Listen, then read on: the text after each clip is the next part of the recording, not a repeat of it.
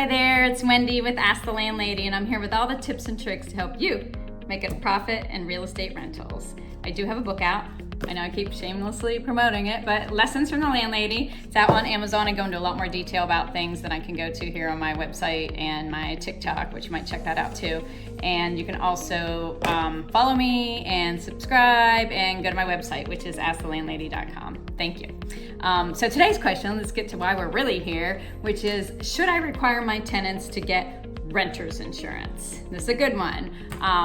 Renter's insurance is relatively cheap and it's a great way for tenants to protect their belongings, but it also has a benefit to the landlord and or landlady in that it will protect against some certain damages that could occur in your apartment. For example, we had a tenant who was traveling for a month and their hot water tank exploded, unbeknownst to anybody while we were gone, and just flooded the apartment downstairs where somebody lived. She had renter's insurance because we'd required it, which was great. So that covered all her belongings down there, you know, her rug, her stuff, and all that, because that was a very unfortunate event. We were responsible, of course, for the hot water tank. It does not pay for that because that's on you. You know, the hot water tank goes out and you have to do those types of things. But it was a great way to get that. And also, they painted that apartment downstairs. All the damages that we would have had to pay for and do were covered by that tenant's renter's insurance. Now, according to policygenius.com, the average cost for renter's insurance is $180 or about $15 a month. And some very savvy landladies, landlords sometimes just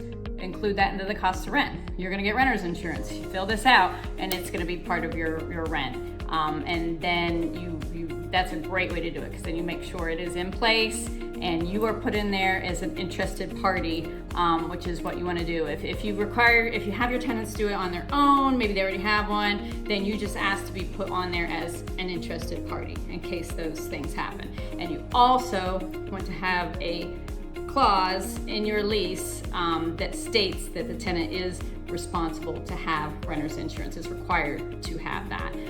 In case there's an issue where it gets canceled, which you should get notified if you're an interested party on the policy, you'll get notified that it was canceled, and then you'll be able to say, the lease says it's required, so get that back in place. But in case there was a gap there or anything, and then they call you up and say, well, the refrigerator went out and all this food spoiled and you're responsible for it, or my laptop got stolen, what are you gonna do about it, landlady? You say, nothing. You have renter's insurance. Call up your agent and get it paid for. So you want to have that in your lease so that there's no questions or problems there. So yes, definitely a great idea to have your tenants required to get renter's insurance. It helps them out, helps you out. It's relatively cheap, and there are some ways you can help them by including it in the rent so that they don't try to cancel it or whatever. It just kind of goes with the thing there. So anyway, hope that's helpful.